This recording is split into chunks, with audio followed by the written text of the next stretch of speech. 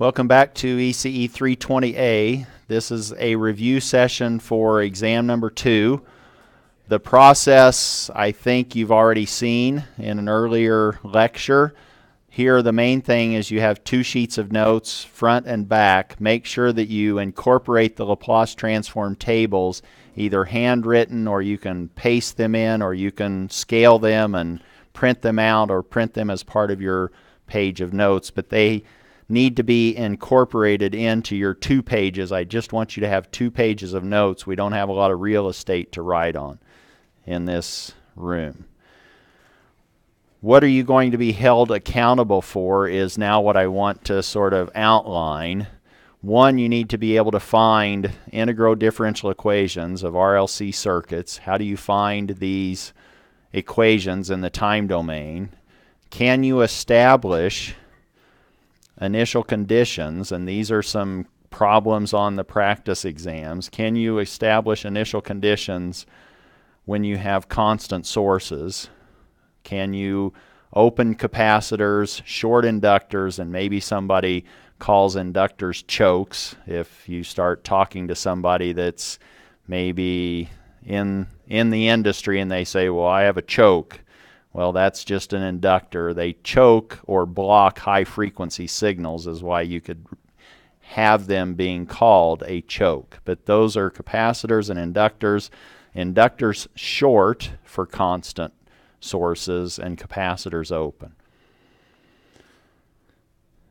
If you're given a differential equation that's forced or not forced, you better be able to find the structure of the solution. You don't have to find the exact solution, you just need to find the structure. What are the exponentials involved? What are the frequencies involved? Is it exponentially damped? Sines and cosines? All of that needs to be determined or found if I ask you for the structure, but you don't have to find the actual weights of all of those terms, just the structure. You should be able to Laplace transform differential equations with or without initial conditions. If you have initial conditions, you need to account for those when you Laplace transform derivatives in that differential equation. You also need to be able to figure out how to inverse Laplace transform and Laplace transform maybe expressions that don't fit precisely in the table, in the pairs of transform time domain and frequency domain expressions, but you can probably manipulate those expressions so that you can apply one or more of the operational transforms or these theorems.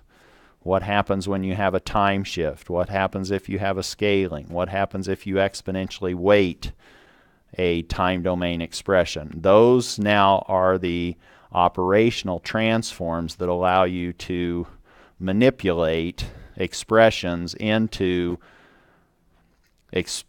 forms that you can now compare with either the operational transforms and or the Laplace transform pairs. Obviously, you need to do partial fraction expansion. That could be with distinct roots. In distinct roots, you might actually want to use the cover-up method.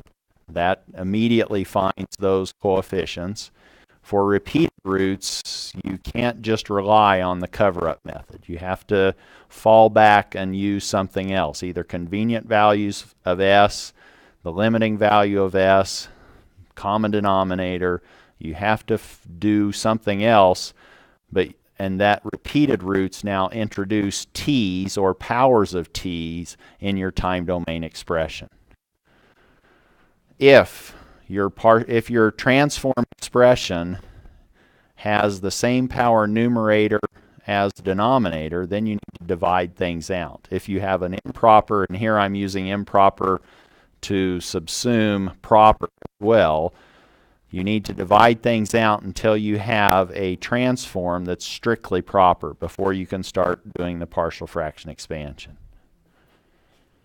And when you do have that division, you're going to have these impulses and or their derivatives in the time domain expression. You need to be able to find poles and zeros. That's helpful for doing the partial fraction expansion.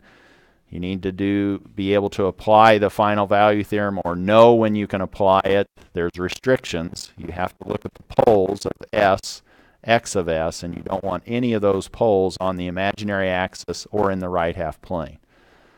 If your poles are on the imaginary axis of S, x of S, or in the right half plane, you can't apply the final value theorem. You can use it.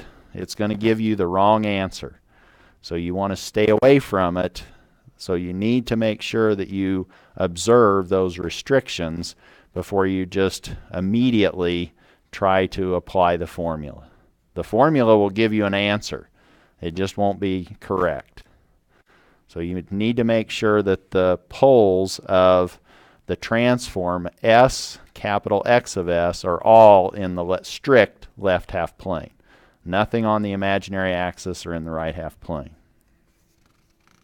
And the initial value theorem, if it exists, then you can say what the initial value is for little x at time 0 plus. If it blows up, well, I can't apply the initial value theorem. There is no initial value for that particular waveform in the time domain.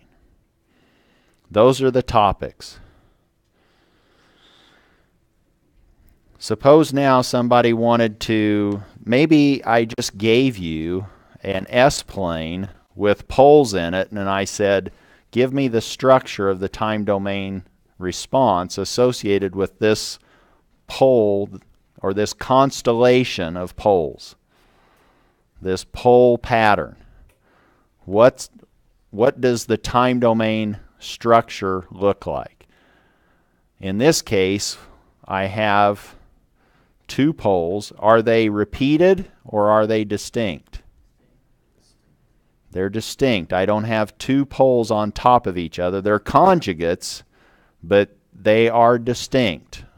They're not on top of each other. Now I want to place those underneath a K and a K star. I'm thinking I want to do the distinct pole factor strategy. What factor goes underneath K and what factor goes under K star?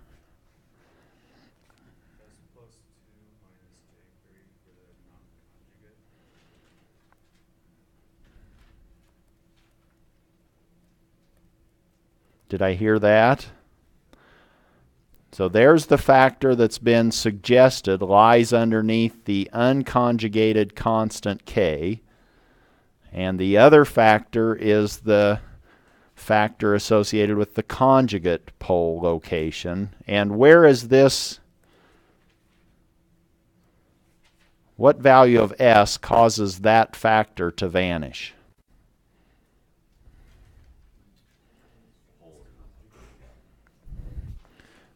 That corresponds to that pole. That's the connection you have to make when you're applying this distinct pole process with complex poles. You need to make sure that the unconjugated K is on top of the pole factor associated with the pole in the second quadrant. Because you need the angle of K and you need the magnitude of K. The magnitude of K, it wouldn't matter. But the angle, the sign, the SIGN of that angle of K is important in the time domain expression. Here then you would have S plus 2 plus J3. And suppose you evaluated it and you ended up, well, here I've changed it all up. Suppose I give you another problem. I say, here's a partial fraction expansion. Give me the time domain structure. What's the time domain structure associated with this pair of terms in blue?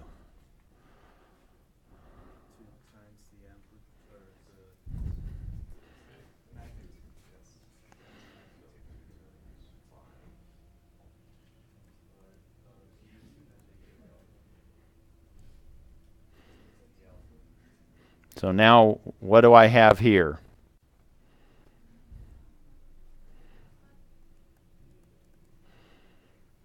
Is that the sign I want? Now I've explicitly incorporated an S minus alpha plus J beta.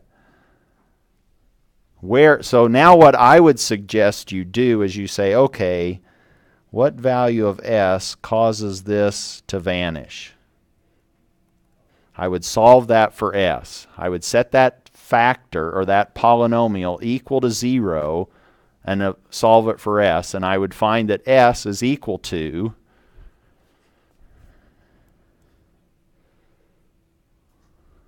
minus J beta.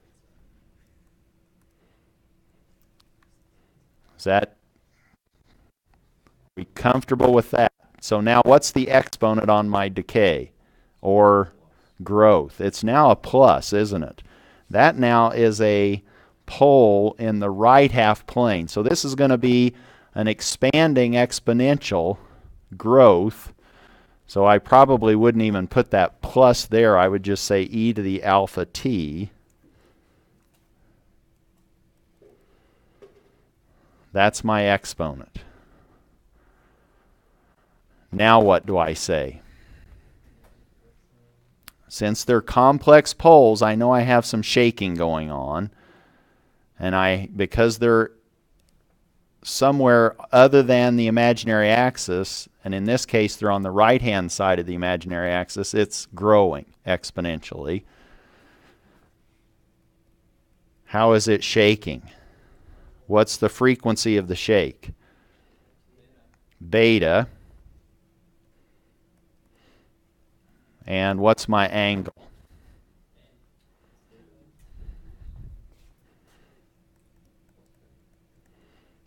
Is that correct? Oh, and this is switched on at time 0. Now, remember what I just found. That 5 at 10 degrees was on top of which pole? Where is that pole located? Second quadrant or third quadrant? Or first quadrant and fourth quadrant? Where do you want it? Well, it's not in the second because we now have positive reals, don't we? So now we're in the first and fourth. So we want it in the upper half of the complex S-plane. Is that S equal to alpha minus J beta? Is that in the upper half of the complex S-plane? No, that's in the lower half. So that's not the K, or that's the conjugate. Do you see what I'm trying to... This is now K1 conjugate, and this is the K1. So I really need this angle to be the minus 10. Kind of have to pay attention to what's on top of where. You want your poles to be in the upper half of the complex S-plane to be the unconjugated coefficient. In this case, we're calling it K1.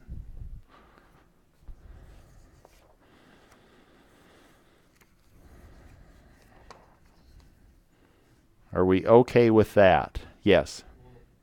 So aren't we supposed to use the non-conjugate of K1? So like, will we have to have negative beta?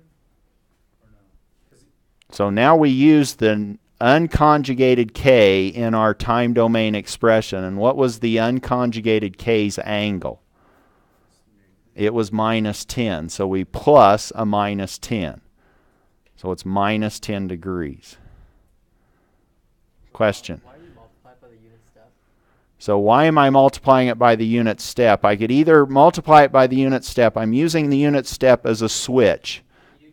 You can now say, well, that's the same as 2 5 e to the alpha t cosine beta t minus 10 degrees for t greater than or equal to 0. Those are equivalent. That's the only reason I'm using the u of t, because I can't find the comma on the keyboard. Or maybe I can't find the greater than or equal to symbol, and so it's easier to typeset and say U of t. But it's just a switch. I'm just using U of t as a switch. They're equivalent. If one throws you out somewhere and you can't feel comfortable with it, use the other one. They're equivalent. Questions on that? Yes?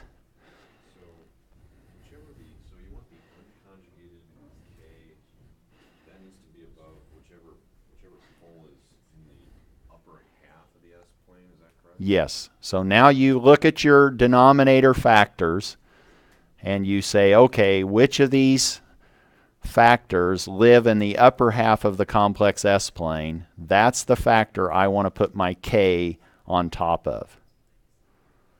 Here I called it K1. The other one is K sub 2, but if you found K sub 2, you would find that it's just K1 conjugate. And the formula is designed for you to use K1 in this expression. So this is now the magnitude of K1, and this is the angle of K1. So the 2 is coming from the translation of this expression into the time domain form. So if you rewrite this, you really you have another way of thinking of it. You have two pieces here. So those two pieces each contribute a magnitude of K1. So that's another way to sort of view it. But if you wrote that polar form as 5e to the j10 and all of these others as their time domain versions, you'll see that you end up using Euler of 2 cosine. So that 2 comes because you have these two pieces. Yes? The frequency is always positive, correct. And because we're using the one that's in the upper half.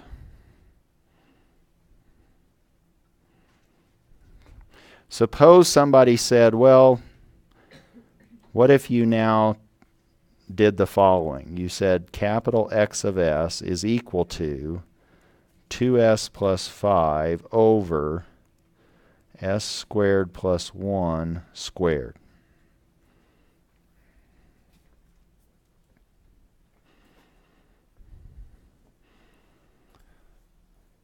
Now what are we dealing with?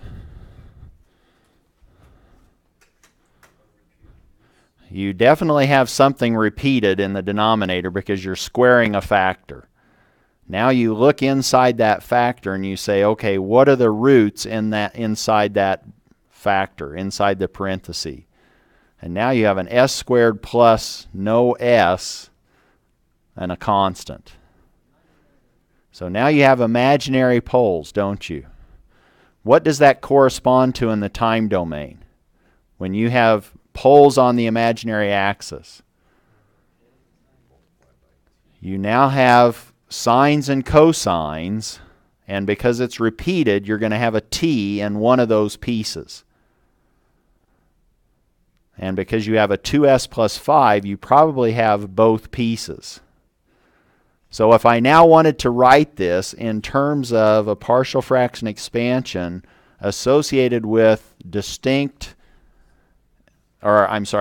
complex factors with the repeated pairs, what's a strategy for me to write that?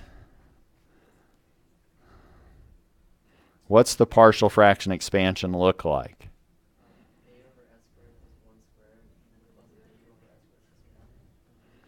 So now you're doing it with real coefficients. Now I want my denominators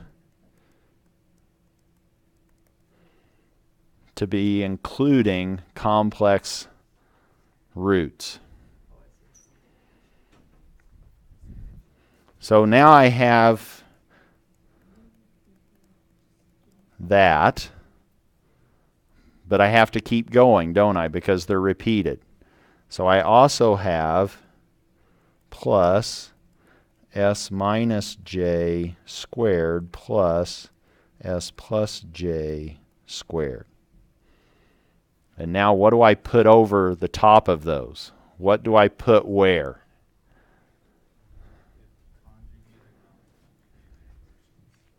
So now I have constants up there that are going to be complex, but which one is unconjugated and which one is conjugated?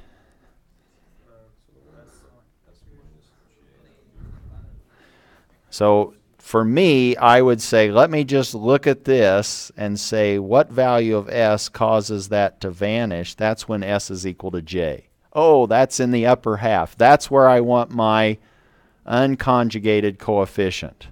If I now call that K1, I now know that its conjugate is sitting on top of that factor, that linear factor S plus J.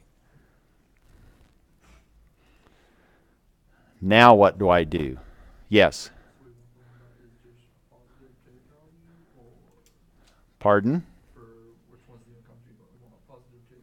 So now we want, for the conjugated, we want it to correspond to the pole that's in the negative half, or the bottom half of the S-plane.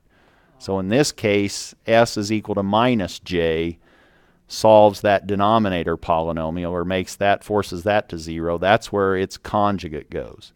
So the quadrants 3 and 4, it's always going to be the conjugate. 1 and 2 is going to be your main part. Yes, so the upper half of the complex S-plane involves quadrants 1 and 2. That's where you want your poles to live. And on top of those poles are the unconjugated constants. If that's the case, now what do I put over the next two terms?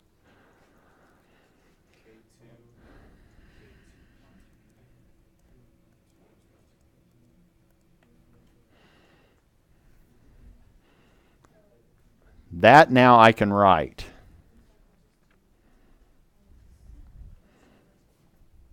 Can I solve any of those in a fairly straightforward way? If these are now repeated roots, the highest power of the denominator is the one I can solve for, isn't it? I can now solve for k sub 2 using the cover-up method.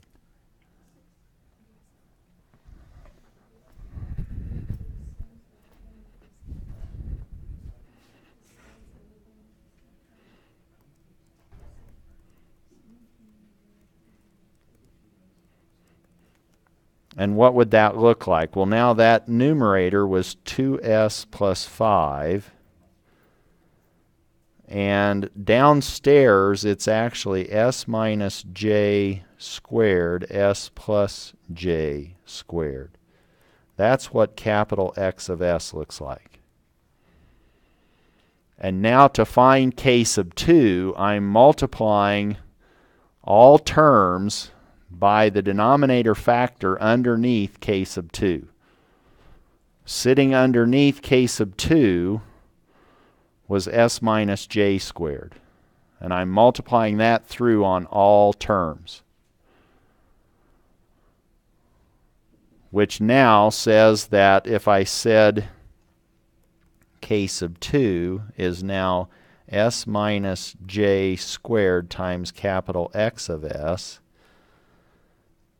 that becomes, and I'm going to then evaluate that at s equal to j. What does that equal?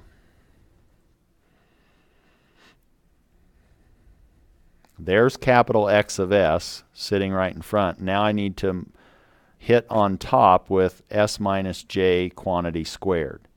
Do you see that that cancels that same factor downstairs? And if you multiplied these two together, you would actually obtain s squared plus 1 squared. So that's the original denominator just factored into those repeated locations or pole factors.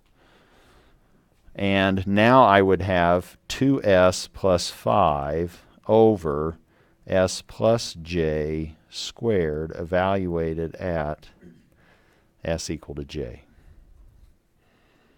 And I'll let you play with that math.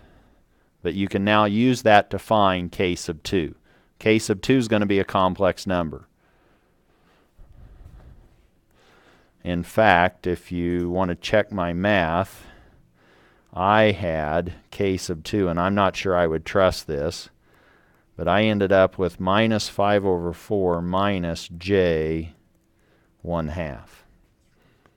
And I would now just draw a picture of that and say, oh, I'm over here at minus 5 over 4, and I'm down here at minus 1/2 times J. And now I know pictorially what my calculator better give me. It better give me that length of that red line, and the angle better be a negative almost, or it's getting close to minus 180. But quickly sketching that complex number in a complex plane gives me a visual indication of what I should be expecting my calculator to produce in polar form. And in polar form, this ends up being, what did I find? 1.346 at an angle of minus 158.2.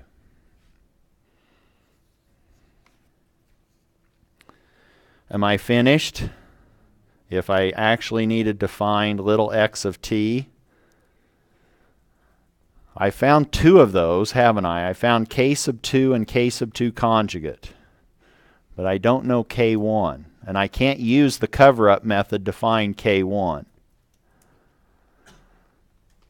I could pick two convenient values of S, because K1 has a real part and an imaginary part, or it has a magnitude and an angle. So I'm going to need two more equations to find K1.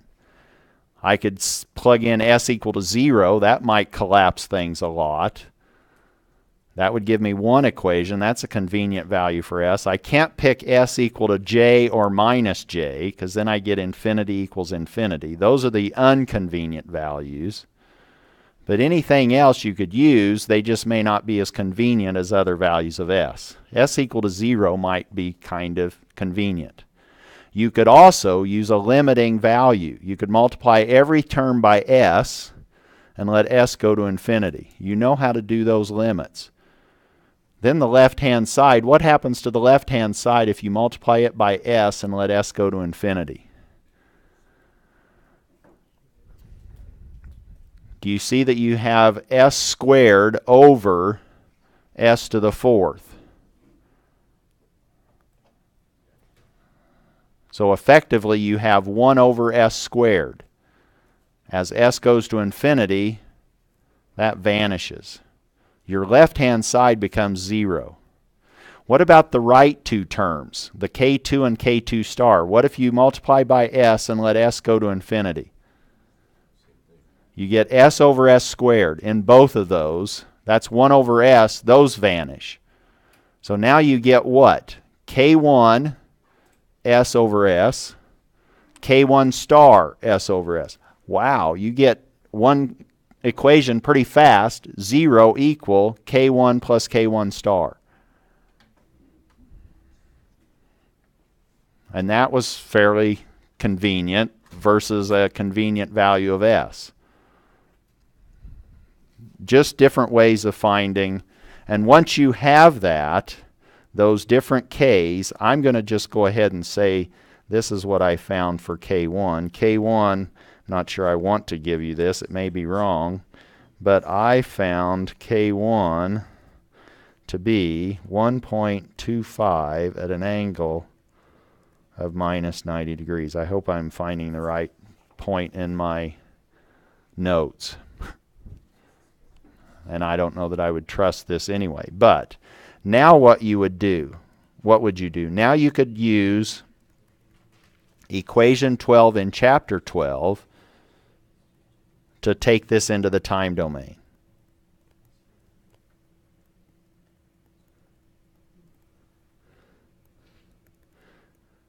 So now you're saying I need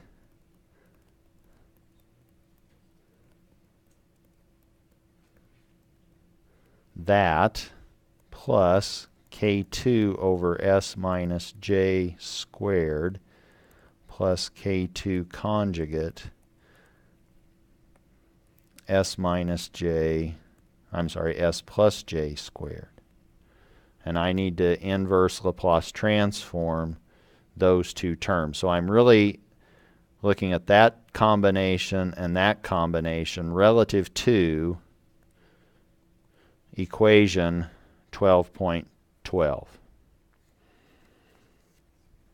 And that will give me, then, if you do it, it will be 2 times the magnitude of K1 over the power of that factor minus 1 factorial. So it's 1 minus 1, or 0 factorial. And don't get too shaken because we've defined 0 factorial to be 1. So we're dividing by a nice number. T to the power minus 1. The power is 1 for K1, so that's t to the 0. The t won't be in that term. E to the, where are these poles located? On the imaginary axis, so you don't have any exponential decay or growth. This E is 0t. I'm just putting in all of the different pieces from equation 12 in chapter 12. Cosine, what's my frequency? How am I shaking? Now you want to know how high up on the imaginary axis you are, and you're 1 up. So this is now 1 times t. And what was my angle? So now I have plus the angle of K1. Let me just write it that way, and then I'll plug in what that needs to be. That same structure can be applied to the next highest power term, which is the raised to the 2, so that now I have plus 2. The 2 is always there. I have the magnitude of K sub 2, but now I divide by 2 minus 1, that quantity factorial. 2 minus 1 is 1. So downstairs this is 1 factorial time t raised to the 2 minus 1, or that's raised to the 1 power. Again, these were all on the imaginary axis, so there is no exponential growth or decay. Cosine of 1 times t plus the angle of K sub 2. And if I plug in the numbers, I have 2 times 1 1/4, or that's 2.5. I don't have a t, I don't have an exponential. I have a cosine of t, and the angle of K1 was minus 90 degrees. Then I have 2 times 1.3, 46. That was the magnitude of K sub 2, which is approximately 2.6. So these are about the same magnitudes of the two terms. But I do have a t, cosine t, and this one was minus 158 for t greater than or equal to 0.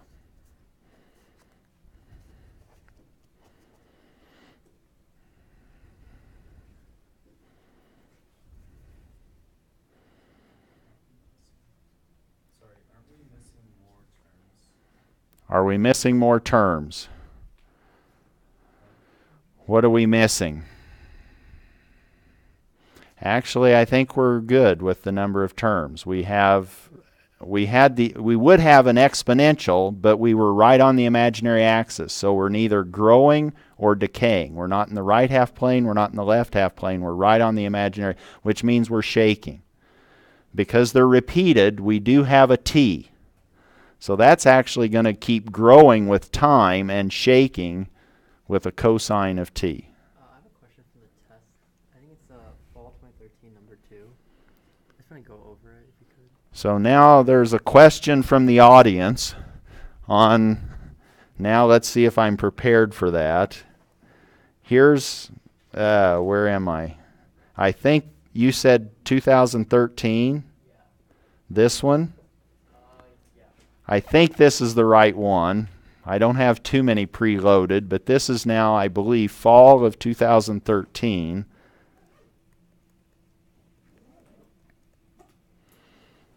And the question is, find the governing differential equations for the circuit below and write your time domain equations in terms of the variables V, which is the voltage source, V1, that's a capacitor voltage, and V sub 2 is another capacitor voltage, and the parameters, R1, R2, C1, and C2. And now the question is, how do I know where to start? How do I write these equations, these governing differential equations? Well, there's all sorts of ways of doing circuit analysis. And what you need to get comfortable with is really knowing and understanding that one student might go one direction, another one might go another. They may give you different looking differential equations, but they better be consistent. They better be equivalent.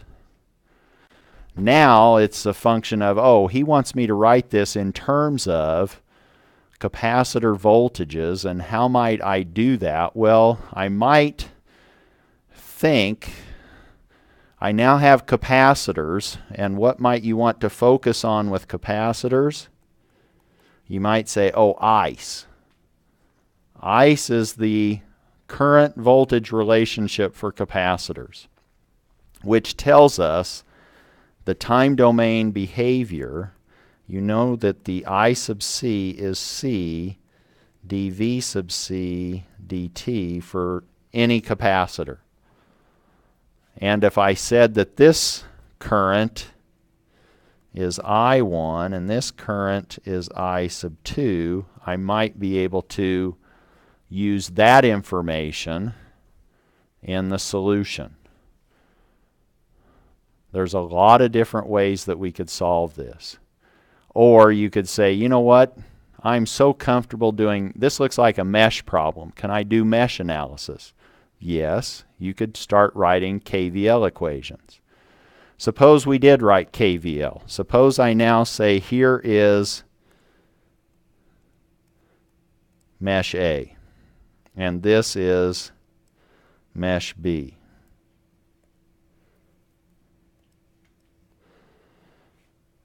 KVL A says I now have minus V of t plus R sub 2, can I just say I sub A of t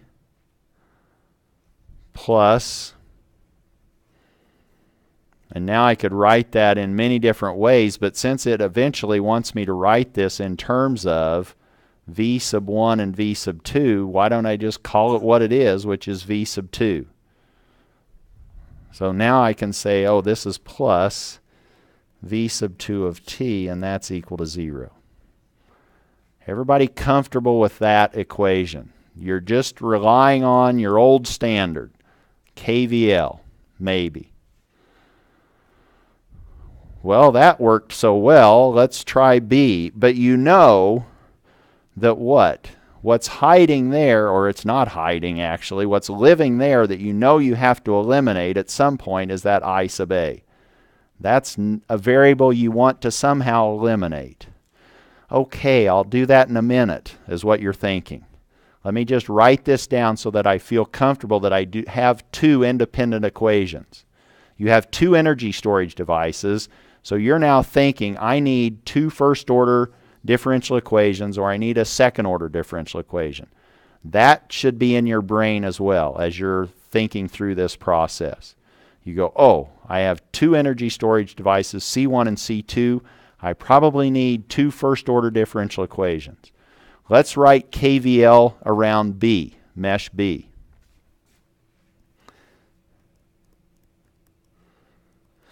That's now minus V sub 2 of t plus R sub 1 I sub B of t plus V1 of t equals 0.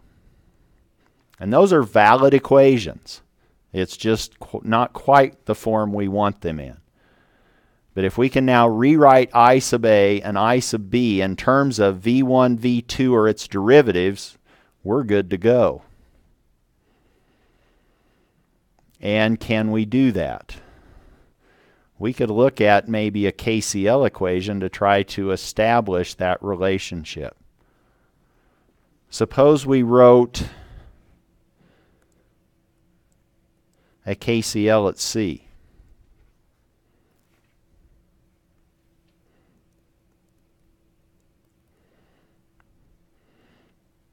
Coming in from the left, I have I sub A. Actually, this is the harder part. Do you see that I sub B is exactly I sub 1? And what is I sub 1?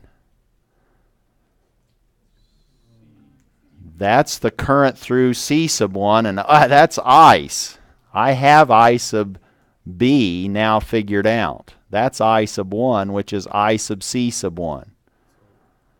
Yes? So is the current at R1 the same as the current through IC, or through V1?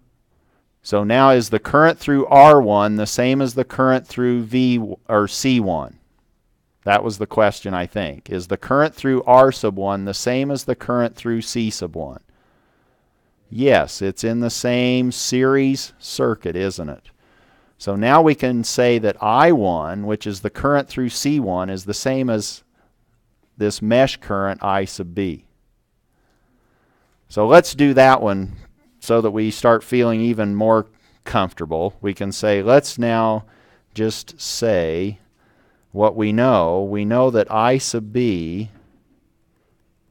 is equal to I sub 1 of t, which is equal to I sub C sub 1 of t, which is equal to C sub 1 V sub 1 prime of t. And anytime we need to replace I sub B, we can replace it with C1 V sub 1 prime. We can plug that in and immediately have one first-order differential equation for our circuit from KVL around B. Is that clear?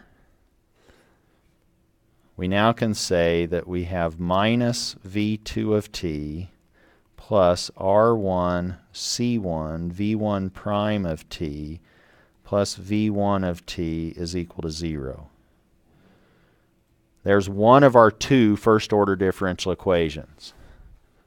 If you left it as I1 of t instead of C1 V1 prime or V1 prime t, would that be marked off? So now the question was, if you left it as R1 I1 of t, would that be full credit? And the answer is no, it wouldn't be full credit, because I1 is not one of the variables we wanted these equations in terms of. We wanted them in terms of V1 and its derivatives, V2 and its derivatives, V and all the parameter values. And so you need to get rid of I sub B. We've done that. We need to get rid of I sub A. I sub A is a little bit more involved because, do you see, you can see this maybe different ways. You could say, oh, I sub 2 is vertically going down. That's the current through that capacitor. That's I sub A minus I sub B. Do you see that? In the middle vertical branch, do you see that I sub 2, the current going down, is equivalent to I sub A minus I sub B?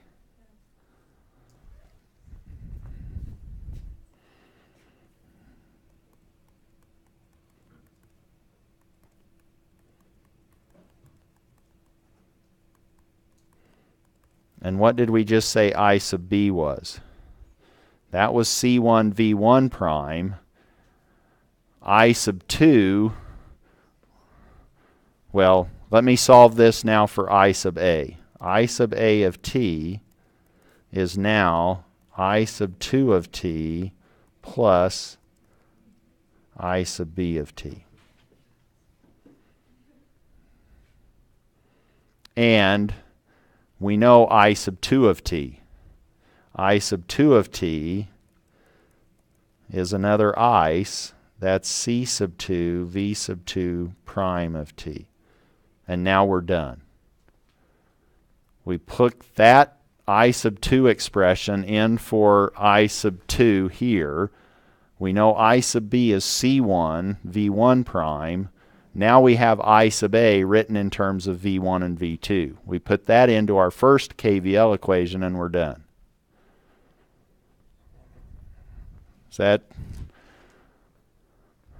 That's one way to solve it. There's many, many other ways to solve it if you wanted to.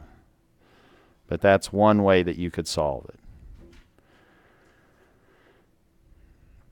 Another question that I had from the quiz on D2L, that's not a quiz that you lose or gain points from. It's just, yes? I just wanted to ask a quick question. Of all the exams you have posted online, is there any particular one that you would suggest? So of all the exams that are posted online, there aren't very many. There's only like 30. You should be able to work all of those.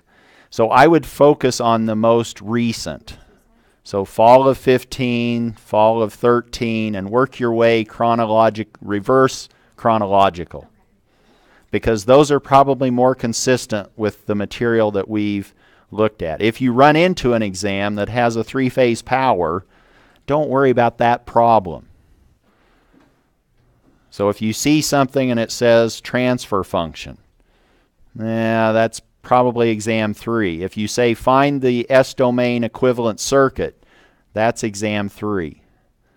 So working back from now to in the past, that's probably the strategy for looking at exams.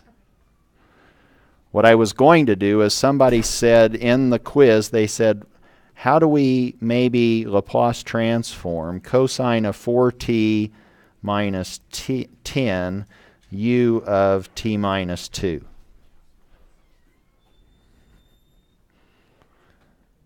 So I want to Laplace transform that.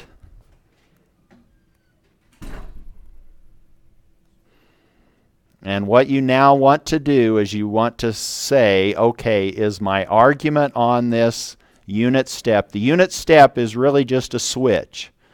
This is really saying I have a cosine of 4t minus 10, and I'm going to assume that's in radians. You would have to be told what that is. But that's just now a cosine waveform for all time that's shifted, delayed by 10 radians. But because it's now turned on with this switch, you're only seeing the cosine from t equal 2 all the way up to infinity. So it's not from minus infinity to plus infinity. It's one-sided, which is what we're good to go with on our Laplace transforms. We want one-sided. But we have a disconnect between the argument of our cosine. That doesn't look like 4 times the quantity t minus 2. We don't need in here, we're not looking for 4t minus 2, are we? No, we want the time domain argument to be shifted by the same amount as what's in our unit step. We want the argument inside our cosine to somehow be consistent with t minus 2.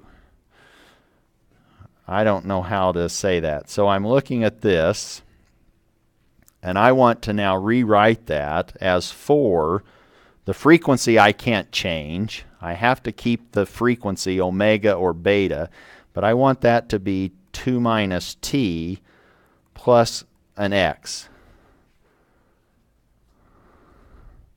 I need to find the x. If I can do that, then I can say, oh, 4t minus 10 is actually 4t minus 2 plus x. I'm just trying to force the argument of my cosine to look like the argument that is associated with the unit step. Because then I can use a delay, a time translation operation in my transform operation table. Or if I look at this right-hand side, I'm getting close. That's almost a minus 10. What's x need to be? It just needs to be minus 2, and I'm good to go.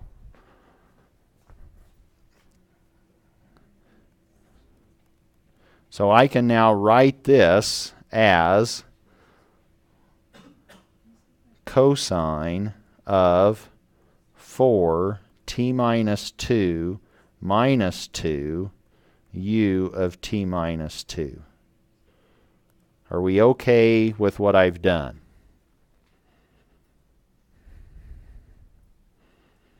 That argument on the cosine is equivalent with what I started with. That's 4t minus 10. And it has that t minus 2 that I really want. But now you're saying, well, I still don't like that. But you can make this with a trig identity. This is cosine of an a plus a b. Or a cosine of a minus b. Where b is 2 and a is 4 times t minus 2. What I'm going to now do is I'm going to rewrite this as cosine 4 times t minus 2 cosine of 2 plus sine of 4 t minus 2 sine of 2, and all of that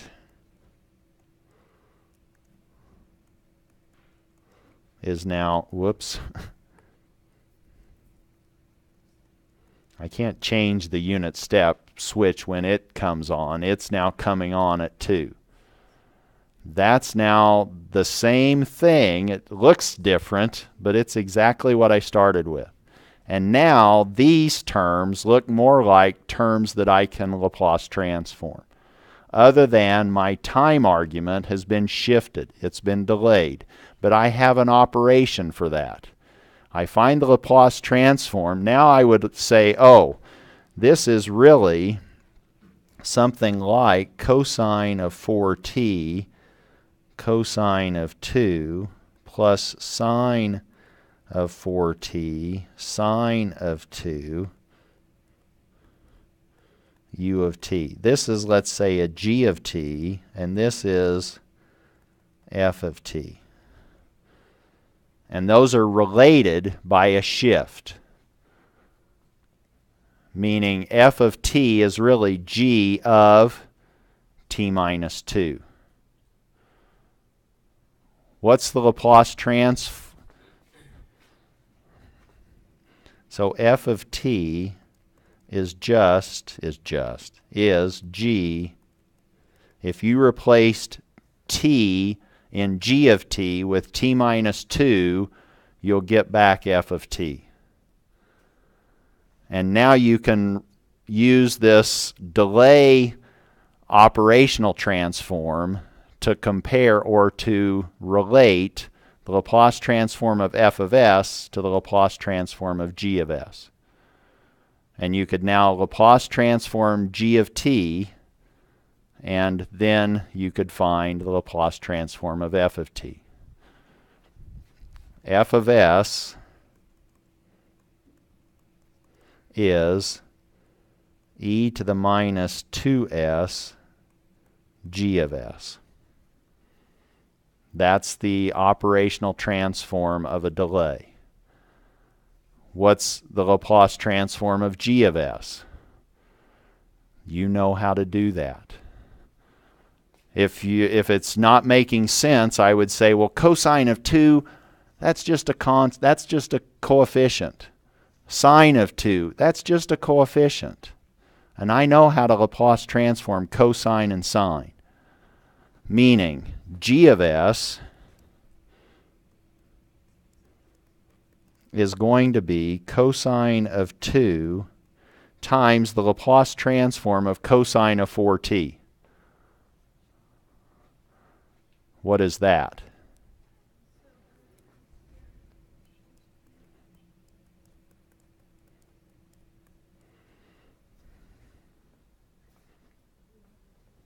What's the next piece? I simply need to weight the Laplace transform of the sine of, this is now 4 over s squared plus 4 squared. To find the Laplace transform of capital F of s, which is really what you want, you just scale all of this, or weight it by this complex exponential e to the minus 2s. And that's capital F of s.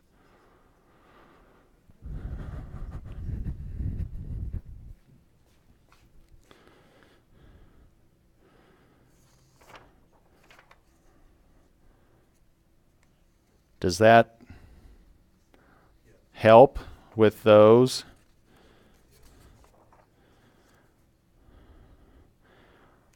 What one problem that's related to that, I think, is still in, this is fall of 2013.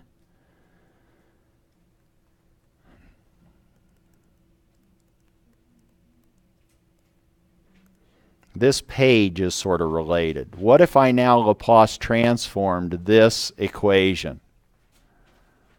Do you see that that unit step is delayed in the middle or on the left-hand side?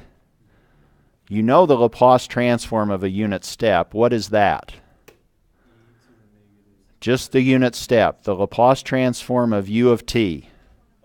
That's 1 over s. Now you just scale it by that delay factor, e to the minus s. And you can now Laplace transform those derivatives. Actually, we have a double derivative, and 5v of t, that's the easy piece. That's just 5 times capital V of s. What's the Laplace transform of the last term? Here, I'm just talking. Let me do this. This is s squared v of s. Since derivative in the time domain is multiplication by s in the frequency domain, I'm looking right through you. You can leave, you can do whatever. I know you have commitments. So that is, if you forgot the initial conditions, you could at least get that for partial credit. But now you have the initial condition piece, which is actually minus s v of 0 minus v prime of 0 minus. That's the complete Laplace transform of the second derivative. And make sure you're comfortable with that. Then we need to Laplace transform the middle term on the left, which is the easy one, since that's just v of t. We already talked our way through the Laplace transform of a delayed unit step, and we're subtracting that. The unit step has that for its Laplace transform, and we're delaying it by 1, where that t sub 0 is 1. And what's on the right-hand side? What's the Laplace transform there? That's now essentially a repeated pole factor, isn't it, like term? And it's scaled by 6. We really have a t e to the minus 2t. It's scaled by 6, and an e to the minus 2t would look like s plus 2, because it's repeated one. I mean, it's a t there, it's repeated, or it's doubled. So we now have an s plus 2 quantity squared. And that, in one equation, or in one step, is the answer to problem 3.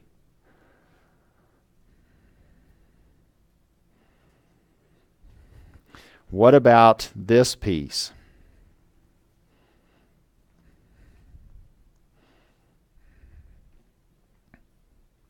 Problem 4.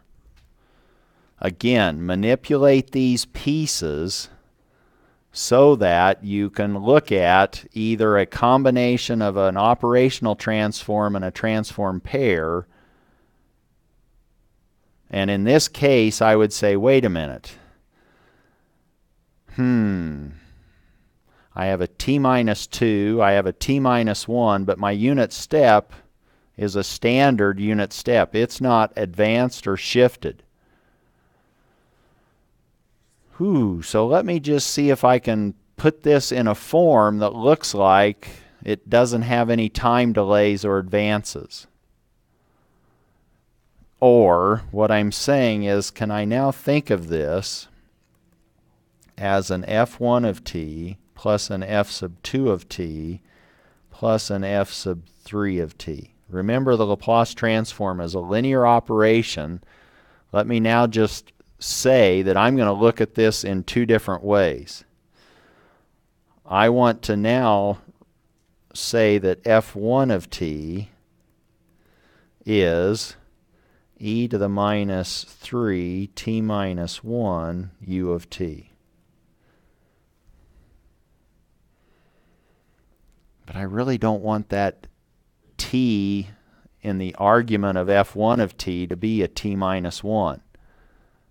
Let me distribute that exponent.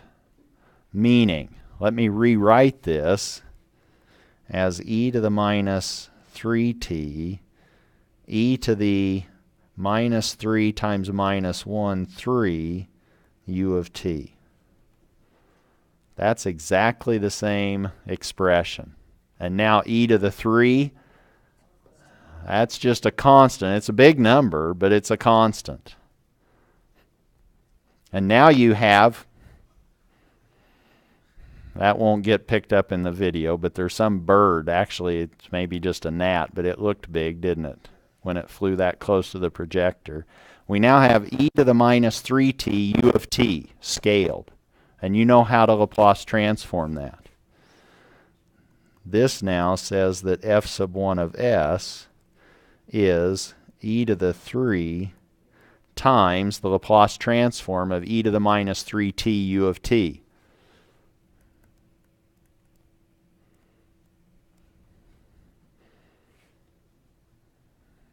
That's the first of three pieces. What about f sub 2? Now, okay, Tharp's trying to mess with me. I've got t minus 2, but that's just t plus a minus 2. I don't have to keep it as t minus 2. It's just a linear combination of a t and a constant.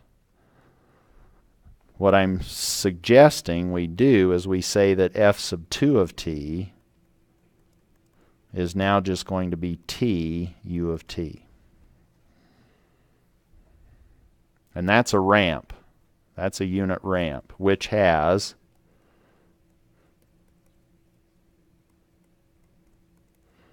for its Laplace transform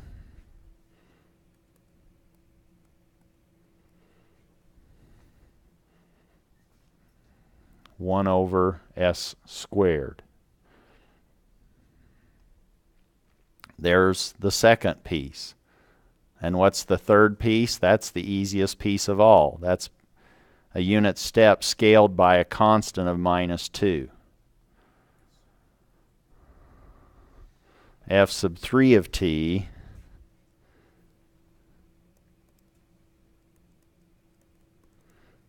is now what's left over, which is minus 2 u of t.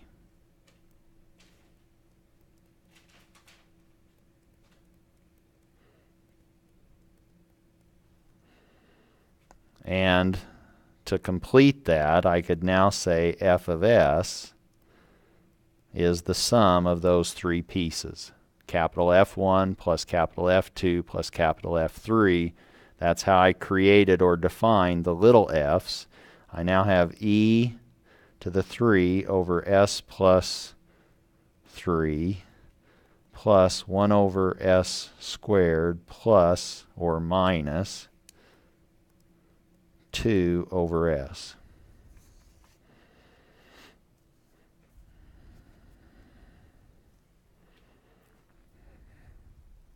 Yes? On the test, would you need us to show each of these steps like this with the f of 2? I would probably make it as clear as possible what you're doing. Otherwise, I might think you just found the answer on the floor or your neighbor. So you need to make it clear what you're producing with your steps. And the cleaner you can make it, the easier it is for me to see what you're doing or how you're thinking. Yes? So you don't have to Laplace transform U of t. What you don't want to do, that was the question. The question was, do you have to Laplace, you don't have to Laplace transform U of t. U of t is just being a switch here. Or you could say that in this case, in f sub 3, this is the Laplace transform of a unit step scaled by minus 2. But in these other cases, I would just view U of t as comma t greater than or equal to 0. It's letting us define the Laplace transform consistent with our definition, the integral from t equals 0 minus up to infinity. What you don't want to do is say, oh, the Laplace transform of t is 1 over s squared. The Laplace transform of the unit step is 1 over s. Oh, this is 1 over s cubed. No, that's not what you have. You just have the Laplace transform of t from 0 to infinity.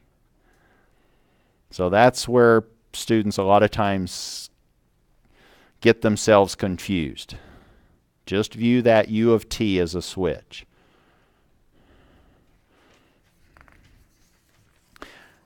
Is it, what else might you want to see? I wondered about, are you comfortable finding steady state values? Meaning, what happens in the steady state to your capacitor voltage and your inductor current? We're okay with that. Your capacitors you open and your inductors you short, and now you go back to 220 and you solve a purely resistive circuit to find your voltages and currents. And you might have to do a KVL with an air gap, where that air gap is now your capacitor voltage. But that should be doable. Do we want to solve, or are we completely spent? Do we want to do this problem? Yes, question.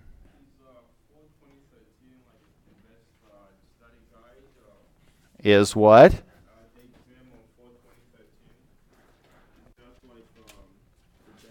No, not necessarily. The question was, is the best study guide the exam from 2013? You could study, I would study a few exams from 2015 to 2013 and maybe another one.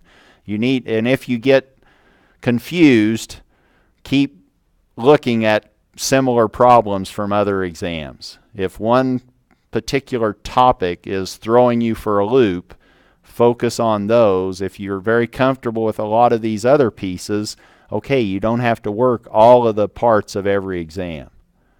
But I would probably start focusing on the ones that are giving you trouble and then say, why am I struggling with this? And try to understand or iron out the kinks so that you don't have to iron those out during the exam. But I'm just sort of illustrating. Somebody asked about problem 2013 and I happen to have that available. I would also suggest you look at 2015. But you probably should try to work one of these exams cold and see how well you do. And say, oh, took me 3 hours to work this and I only have an hour and 15 minutes on Friday or on Thursday. So then you have to figure out, how can I shorten my time interval? Yes? I guess what I'm about to say, I don't know if it's like from the next unit, but were you able to solve like some of these circuits using like S-domain impedance? Yes, so what we're going to do after exam 2 is we will the question was, can you solve these circuits other ways? and we can basically solve them directly in the S domain. We'll translate this time domain circuit into its S domain equivalent and solve it in the S domain.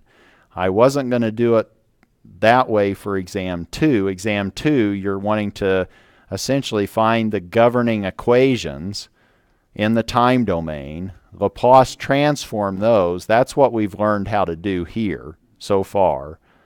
Laplace transform differential equations, play with algebra in the frequency domain, then obtain whatever equation you need. In this case, you want I sub L of t, so you're looking for capital I sub L of s.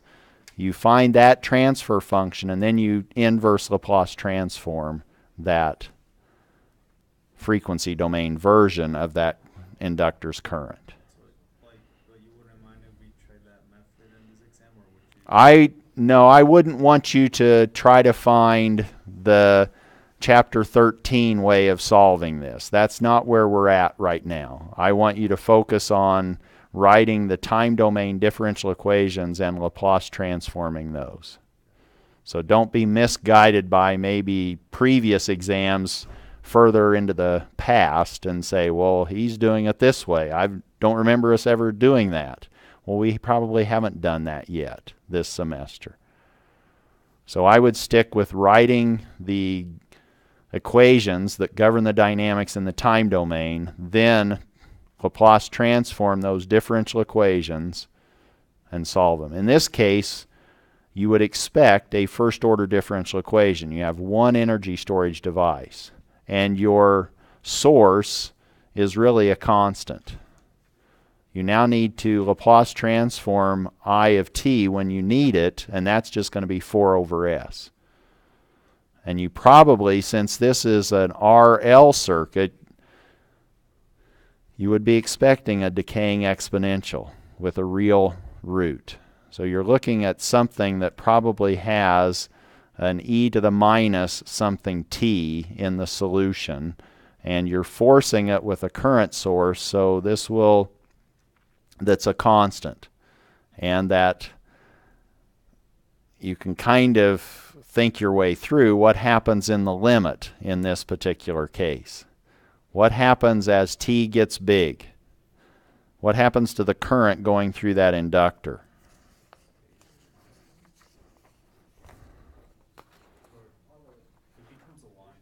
It becomes a short, doesn't it? And now if you think of a current divider between a short and some resistance, where's the current going to go?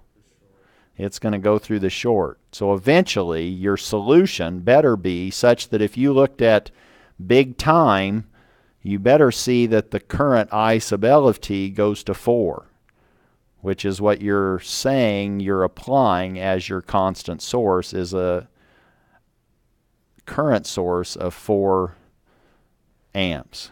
I didn't label it, but that's what you would want it to be. So you could check your work either as you're going or at the end. You could say, oh, this, at least I am consistent with the final value. I would expect this arguing to be 4 amps, and my solution does give me 4 amps in the limit.